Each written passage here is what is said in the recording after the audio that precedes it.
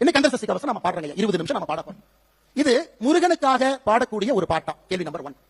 இல்ல இது ஒரு மந்திர நூலா? இந்த நூலுக்குள்ள ஒரு மந்திரம் இருக்கு, சில பேர் அதையும் சொல்றாங்க. அதையெல்லாம் தாண்டி கந்த சஷ்டி கவசத்தை மட்டும் பாடினீங்கன்னா போதும், இருக்கக்கூடிய எல்லா பிரச்சனைகளும் காணாம போயிடும். இந்த 3 விதமாக இலக்கியமாக பார்க்கிறார்கள், பக்தியாக பார்க்கிறாங்க, ஆன்மீகமா பார்க்கிறாங்க. கந்த சஷ்டி கவசம், கந்தங்கிறது என்னங்கய்யா? நம்முடைய தொப்புள் கொடி எங்க இருக்கோ அங்கே இருந்து 2 இன்ச் கீழே வந்தீங்கன்னா நாபி கமலம் இருக்குங்க. உடம்பிலே சில இடத்துல மட்டும்தான் நம்முடைய நர்வஸ் சிஸ்டம், அங்க மட்டும்தான் போய் எண்டாவதுங்க, பாதங்கள்ல, கைகள்ல. அதே போல தொப்புளுக்கு கீழே 2 இன்ச்ல அது போய் நிக்குது. அதை பழைய தமிழ்ல 18ஆம் நூற்றாண்டுல சென்னிமலையில இந்த நூலை முதலாக சுப்பிரமணிய சாமிக்கு முன்னாடி ஏற்றிய பொழுது தேவராய சுவாமிகள் அவர்கள் கந்த என்று குறிப்பிட்டது நம்முடைய தொப்புள் கொடிக்கு கீழே இருக்கக்கூடிய 2 இன்ச் பகுதியில் இருக்கக்கூடிய பகுதி சஷ்டி. இன்னைக்கு சஷ்டி ஒரு நாளாக கொண்டாடுகின்றோம். ஆனா பழைய தமிழ்ல சஷ்டி என்றால் அது சட்டி. எப்படி அந்த தொப்புள் கொடிக்கு 2 இன்ச்சுக்கு கீழே உள்ள பாத்தீங்கன்னா அந்த பகுதி சட்டி போல இருக்கும்.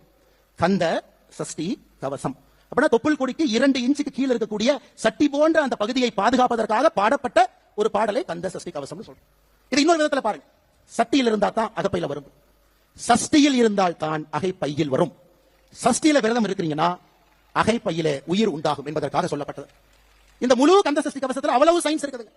இன்னைக்கு விஞ்ஞானத்திற்கு என்னவெல்லாம் தேவையோ எல்லாம் கந்த சஷ்டி கவசத்தில் இருக்கு. அதனால்தான் நம்மை வாழ்வியல் நெறி என்று சொல்லுகின்றோம். தமிழ் மொழியிலே ஆன்மீகமும் அறிவியலும் கலந்திருக்கிறது என்று சொல்லுகின்றோம். இந்த மொழியை பிரிச்சு பார்க்க முடியாது. அதை திரும்ப எப்ப நம்ம மையப்பகுதி கொண்டு வர போகின்றோம்? ஒரு கந்த சஷ்டி கவசத்திலிருந்து ஆரம்பிச்சு ஒரு விஷயம் நாம் பேசலாங்க. ஒரு விஷயம். அன்பு சொந்தங்களே, இன்று நாம் பாடக்கூடிய கந்த சஷ்டி கவசத்தை முழுமையாக நாம் பாடுவோம். சஷ்டி ஒரு நாள்லையும் முருகன் கோவில்ல வரும்பொழுதெல்லாம் கந்த சஷ்டி கவசத்தை பாடுவோம். அதையெல்லாம் தாண்டி இங்க இருக்கக்கூடிய மனிதர்களுக்கு பெரிய வேலை இருக்குதுங்க. வட இந்தியாவுக்கு போனீங்கன்னா மகா புராணங்கள் என்று சொல்வார். 18 மகா புராணங்கள் இருக்கு. ஏன்னா தமிழ்நாட்டில் அரசியல்வாதிகள் அப்படி பிரிச்சுட்டு போயிருவாங்க. முருகன் வந்து தமிழ் கடவுள் மட்டும்தான். முருகன் வந்து வட இந்தியாவில் யாருக்குமே முருகனை தெரியாது. வட இந்தியாவில் இருக்கக்கூடிய மகா புராணத்தை எடுத்துக்கிட்டீங்கன்னா 18 மகா புராணமும் சேர்ந்து 95,000 ஸ்லோகன் இருக்கு. ஆனா ஒரே ஒரு ஸ்கந்த புராணத்துல மட்டும் 1,00,000 ஸ்லோகன் இருக்கு. ஸ்கந்த புராணம் எப்ப வந்துச்சு? அதை கண்டுபிடிச்சது ஆங்கிலேயன்.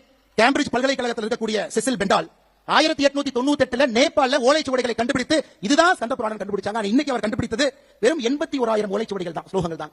அப்படி என்றால் அவ்வளவு விஷயம் இருக்குதுங்க, அவ்வளவு விஷயங்கள் இருக்கு. நிறைய நாம எல்லாம் கண்டுபிடிக்கணும். ஆட்சியாளர்கள் அதற்காக நிதி கொடுக்கணும். நம்முடைய பண்டைய தமிழ் நாகரிகம், கலாச்சாரம், வழிபாடு எல்லாத்தையும் தேடி படிக்கணும். ஏன்னா இன்றைய காலகட்டத்திற்கு தேவையான எல்லா பிரச்சனைகளுக்கான தீர்வு அதில் இருக்குதுங்க. ஒரே ஒரு உதாரணம் இன்னைக்கு நாம சொல்றோங்க. இன்னைக்கு நாம சொல்ற திருப்புகளே பாத்தீங்கன்னா அதிர்ஷ்டவசமாக தாங்க ஆட்சிக்கு வந்துச்சு. 2 உதாரணத்தை மட்டும் தான் நான் கொடுக்குறேன். 1871 கடலூர் கோர்ட்ல சண்டை போட்டுக்கிறாங்க. சிதம்பரம் கோவிலுடைய தீட்சிதாரும் ஆங்கிலேயர்கள். அன்னைக்கும் தீட்சிதாரன் சொல்றாங்க இந்த கோவில்ல வழிபடுற உரிமை எங்களுக்கு மட்டும் தான் இருக்கு. வெள்ளக்கார ஜட்ஜி சொல்றாரு எப்படி வழிபடுவீங்க, பாடி காட்டுங்க அப்படின்னு. தீட்சிதார்கள் பாட ஆரம்பிக்கின்றார்கள். அந்த கோவில்ல டைப்பிஸ்ட் தட்டச்சிரா சுப்பிரமணிய பிள்ளை ஒருத்தர் இருக்கார். அருமையா இருக்கு இந்த பாட்டு. தீட்சிதார் தனியா கூப்பிட்டு ஐயா ஒரு பாட்டு பாருங்க, என்னங்க ஐயா கேட்கறாங்க. ஐயா இதுதாங்க ஐயா திருப்புகழ் அப்படிங்கிறாங்க. 5 ஆண்டுகளாக 5 நூற்றாண்டுகளாக 13ஆம் நூற்றாண்டிலிருந்து வார்த்தையாக இல்லாமல் வெறும் வாயிலே பாடிக்கொண்டிருக்கிறார். அதை கேள்விப்பட்டோன்னே சுப்பிரமணிய பிள்ளை அங்கேயே தன்னுடைய வேலையை விட்டுவிட்டு அவர் உட்கார்ந்து திருப்புகளை அச்சில ஏற்றுறார். இந்த மாதிரி பல விஷயங்கள் இதெல்லாம் ஒளிஞ்சு கிடக்குதுங்க. அவ்வளவு இடத்துல இருக்கு. 5400 ஆண்டுகள் பழமையான தமிழகம் என்று சொல்லுகின்றோம். ஆனால் 5400 ஆண்டுகளாக எப்படி வாழ்ந்தார்களோ அதுபோல் வாழ்வதற்கு அரசியல்வாதிகள் நம்மை விடுவார்களா என்கிற கேள்வியை நாம் கேட்கணும். காலையில் கண் விழித்தவுடன் உன் குடும்ப சூழ்நிலையை நினைத்து வருத்தத்தில் இருக்கும் உனக்கு மனக்கவலை இல்லாத ஒரு வாழ்க்கை அமைத்து தரப்போகிறேன். நம்பிக்கையுடன் உனது நாளை தொடங்கு, யாமிருக்க பயமேன். காலையில் கண் விழித்தவுடன் உன் குடும்ப சூழ்நிலையை நினைத்து வருத்தத்தில் இருக்கும் உனக்கு மனக்கவலை இல்லாத ஒரு வாழ்க்கை அமைத்து தரப்போகிறேன். நம்பிக்கையுடன் உனது நாளை தொடங்கு, யாமிருக்க பயமேன். காலையில் கண் விழித்தவுடன் உன் குடும்ப சூழ்நிலையை நினைத்து வருத்தத்தில் இருக்கும் உனக்கு மனக்கவலை இல்லாத ஒரு வாழ்க்கை அமைத்து தரப்போகிறேன். நம்பிக்கையுடன்